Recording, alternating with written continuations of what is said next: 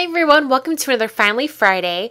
A couple weeks ago I used some stamps from Basic Gray's Nook and Pantry collection, and that cupcake card was such a success. I had so many comments about it. I knew you guys were excited about the collection, so I thought I would go ahead and make another card using some of the stamp sets and papers from that collection.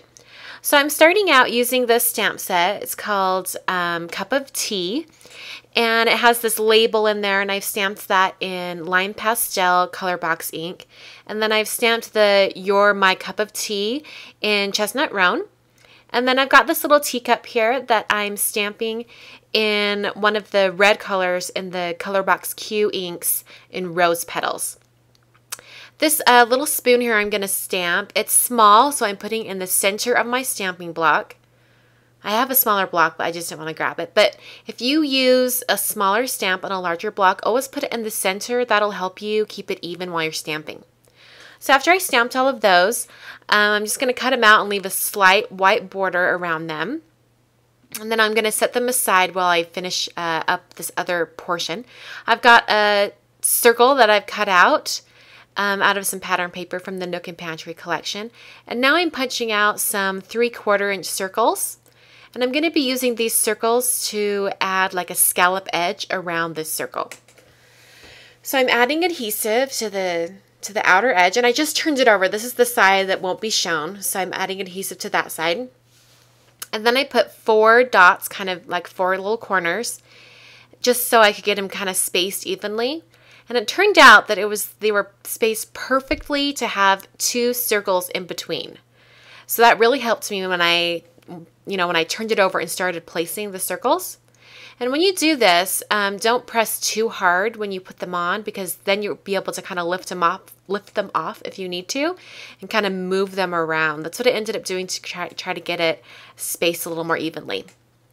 So after I added the punch circles to the outer edge to make a scallop circle, I added a stitching line or a dash line using a chocolate chip marker, and this marker is from Stampin' Up. And then it's time to start assembling my little centerpiece right here.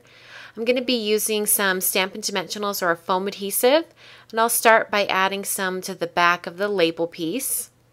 And when I put it on the circle, I'm going to do it centered, but a little bit more toward the top. And that's because the teacup and the spoon are going to hang down below, and I want to make sure that they're spaced right. So just going to adhere that down, and I'll add the teacup with just 1 dimensional. And then for the spoon, I actually took scissors and cut the edge of the foam sheet to make a really thin strip. And I ended up cutting that in half and then putting 2 pieces on there. And that's just so I didn't have any foam pieces showing out from behind the spoon. So I'll put that down. And then I'm going to start working on my card base. And you're going to see that I've got some yellow cardstock here. I ended up not using it, but but you'll see it for a minute here. This is another stamp set. Nook and Pantry has 3 stamp sets. The cupcake stamp set, the tea, like the cup of tea stamp set, and then this other one that kind of has more journaling blocks and stuff. And these 2 longer stamps, these are the ones I was most excited about because there's kind of like a dashed rickrack and then dots. And I knew I wanted to get those, especially for cards, because they're the perfect length for a standard size card. And so the easiest way to use these is to take them off the sheet and then put them face down on your surface and then put your block on top. That's the best way to get it so they're lined up straight. I used Vintage Cream ink from Paper Tray Ink, and it's kind of a wet ink, so I did end up heat setting it.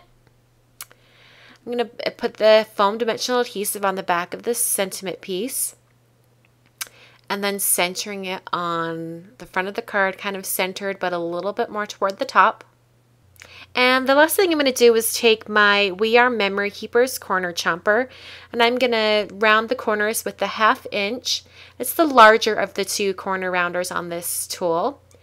And that pretty much finishes up the card for this week. Thanks so much for joining me, and I'll see you guys next time.